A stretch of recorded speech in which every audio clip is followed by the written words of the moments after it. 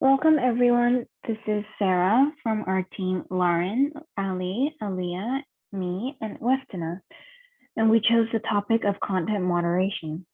And I'll be starting off with what is content moderation? Moderation means the avoidance of excess or extremes, especially in one's behavior or political opinions by Oxford Language. So what is content moderation? It means moderating the content, which means screening the content of which is allowed and which is banned in platforms following policy guidelines. In this slide, I'll talk about stakeholders. The stakeholders of the content moderation are internet sites that permit user comments, such as the internet forums, blogs, and news sites. Most often, webmasters will attempt to eliminate trolling, spamming, or flaming, although this may vary from site to site. Social media sites may also employ content moderators to manually inspect or remove content that flagged for hate speech or other objectionable content. While at one time, this work may have been done by volunteers within the online community. For commercial websites, this is largely achieved through outsourcing the task to specialized companies because of the overwhelming growth of user and user-generated content. Some sites may also allow any user to moderate any other user's contributions. For instance, they can remove or hide other people's comments. Platforms serve as communities. Ethically, I think that platforms should do their best to create the kinds of communities that they advertise themselves to be. For example, OnlyFans is a platform for adults as well as a community built by sex workers. While OnlyFans can have adult content, a platform for kids should only allow kid-appropriate content. Some platforms, like YouTube, also have age restrictions for viewing certain media. Platforms should be obligated to moderate content to the point that they become as close to the communities that they market themselves to be as possible. This is because they profit off of their users.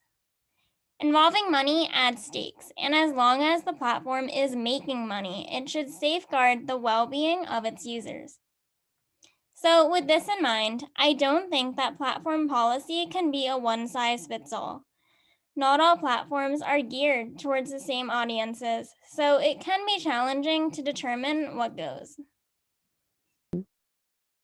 Hi, my name is Aliyah, and I'll be talking about another debate going on in content moderation, which is content moderation versus censorship.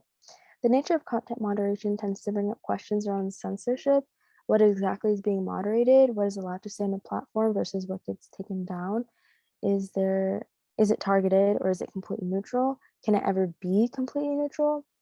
Ultimately, the goals of any platform is to create a safe community and to limit harm to people done online.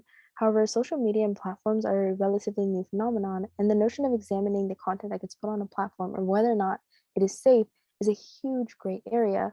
There's a need to be safe, however, there is no universal understanding of what exactly is safe. This leads me to my next question of who.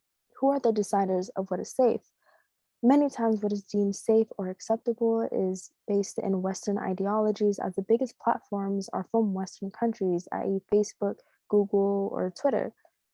This sets a precedent of what I believe to be unfair for other platforms and how it can lead into censorship.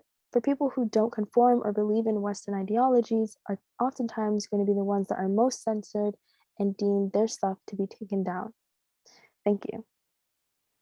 Hi, my name is Westina Andreas, and I will be talking about the issue of bias in content moderation.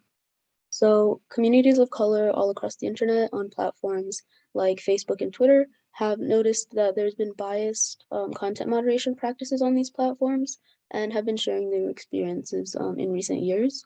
One of the most common ways that this manifests is when activists and just regular people of color share their experiences about racism, and those posts about racism are mistaken for hate speech. Communities online have responded to this by creating special slang, abbreviations, and symbols to avoid detection. And implicit bias is bound to have an effect on any human-enforced content moderation, but these issues are still present when it comes to artificial intelligence, since the technology is created by humans with implicit bias as well. There are some examples here of content moderation and bias.